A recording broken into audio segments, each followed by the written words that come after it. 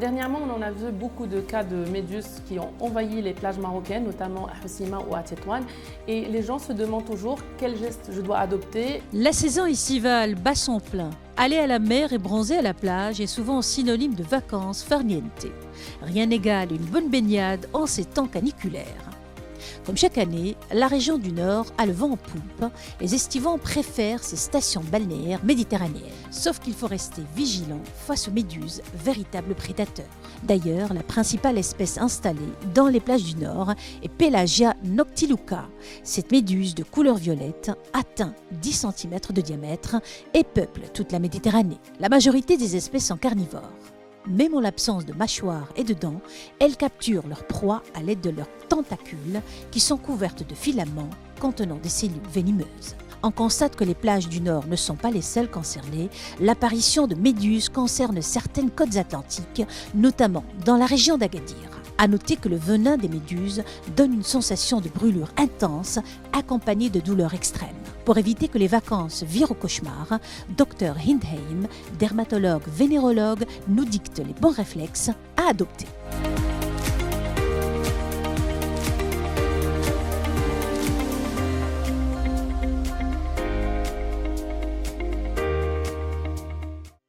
Alors, il faut savoir qu'il n'y a pas un seul type de méduse, si on a une grande variété de méduses, et cette variété diffère d'un pays à l'autre. Alors, heureusement pour nous au Maroc, on en dispose, on a plutôt des variétés très importantes, mais heureusement pas celles qui sont reconnues par leur pouvoir, on va dire leur dangerosité marquée, notamment ce qu'on appelle la galère portugaise, qui est très dangereuse et qui donne des manifestations même systémiques, c'est-à-dire avec atteinte digestive, atteinte respiratoire, même une atteinte du système nerveux.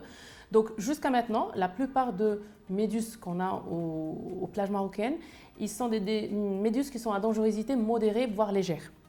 Et ça, on le voit et on va le voir davantage avec tout ce qu'on vit actuellement en tant que changement climatique. Alors pourquoi il pique l'humain?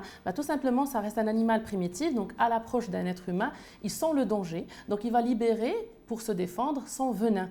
Et l'appellation piqûre de méduse, en réalité, c'est une envenimation de contact, c'est-à-dire au contact de filaments, parce que le méduse, il a des petits tentacules, ces sortes de filaments ou de petits pieds en fait enfilés. Et une fois qu'il touche l'humain, il commence à libérer par ces filaments le venin qui, au contact de la peau, nous donne les symptômes qu'on reconnaît tous de la piqûre de méduse.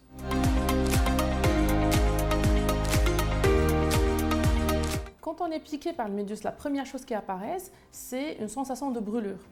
Cette sensation de brûlure qui se manifeste par une rougeur au niveau de la peau et qui peut prendre des volumes importants, c'est-à-dire d'une rougeur simple à une rougeur un petit peu tuméfiée ou surélevée à la surface cutanée. Cette réaction est due, comme on a dit, c'est une envenimation de contact, c'est-à-dire c'est une allergie au venin libéré par les filaments au contact de la peau. Et le corps, il va se défendre en essayant d'apporter de l'eau et ça va se gonfler. Cet aspect gonflé peut durer quelques heures, quelques jours, voire même des fois quelques mois. Et même la rougeur, elle peut aussi persister. Donc là, on passe à un autre aspect à la langue de ce qu'on appelle les piqûres de méduse qui peuvent laisser des cicatrices un petit peu indélébiles comme ça peut laisser des tuméfactions ou des cicatrices hypertrophiques.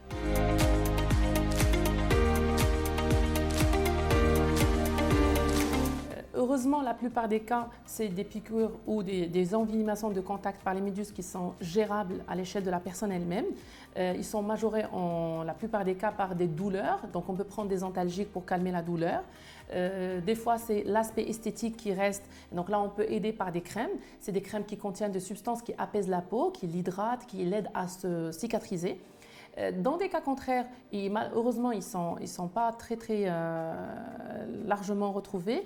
On peut trouver une persistance d'une rougeur, une persistance d'une tuméfaction, une cicatrice qui ne veut pas guérir, des fois même l'apparition de vésicules au niveau de ces lésions que les gens s'amusent à les toucher et ça se surinfecte. Donc à ce moment-là, le consulter un médecin dermatologue serait une urgence parce que ça risque de passer mal ou passer à autre chose qui n'est pas espéré.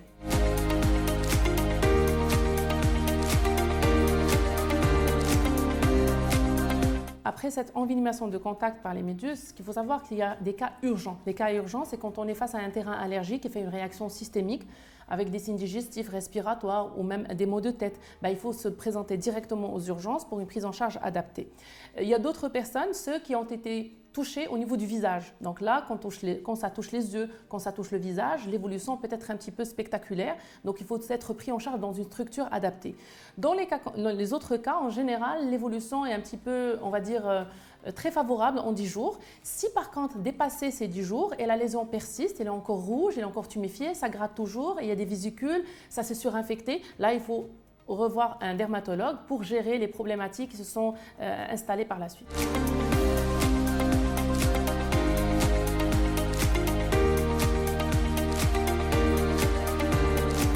Alors chaque fois qu'une personne est touchée par un méduse, il y a beaucoup d'avis qui sortent en surface. Alors on va essayer de mettre un petit peu l'accent sur les choses qu'il ne faut pas faire et les choses qu'il faut faire. Alors en sortant, la première chose, sortez de l'eau parce qu'on ne sait pas si vous allez faire un malaise ou pas, notamment si vous êtes piqué par une cinquantaine de méduses à la fois. Et c'est ça ce qui fait le risque d'une réaction un petit peu systémique. Deuxième chose, une fois à l'abri et on s'est mis tranquillement, il ne faut pas toucher les zones où ont été piquées, même par d'autres personnes parce qu'on risque aussi d'être envenimé de la même manière. Si on a de l'eau avec un peu de vinaigre dilué ou un peu de citron, on peut l'utiliser parce que ça nous aide à bloquer la dissémination du venin. Au cas contraire, on peut laver uniquement avec l'eau de mer, pas de l'eau douce. On entend aussi parler les gens qui disent qu'il faut pisser dessus avec des urines, ça marche. C'est le contraire, on risque d'infecter encore plus les lésions. Si on n'arrive pas à enlever ou la douleur s'accentue, on peut mettre du sable dessus, on laisse sécher un peu, on prend quelque chose un petit peu comme un papier ou une carte et on essaye d'enlever les filaments qui ont dû coller sur la peau. Après, une fois on enlève, ce qu'il faut savoir, c'est que la douleur peut s'exagérer jusqu'à 20-30 minutes après. À ce moment-là, on peut s'aider par une eau chaude, tout simplement en la versant, mais ça c'est pour la douleur et non pas pour arrêter l'envenimation de contact. À la langue, ça veut dire si on peut avoir une structure médicale de côté, on peut prendre des crèmes apaisantes, des crèmes hydratantes, des crèmes qui aident à la cicatrisation. Et au cas contraire, si ça ne disparaît pas dans le délai normal qui est de 10 à 15 jours, à ce moment-là, il faut voir un dermatologue pour gérer la suite.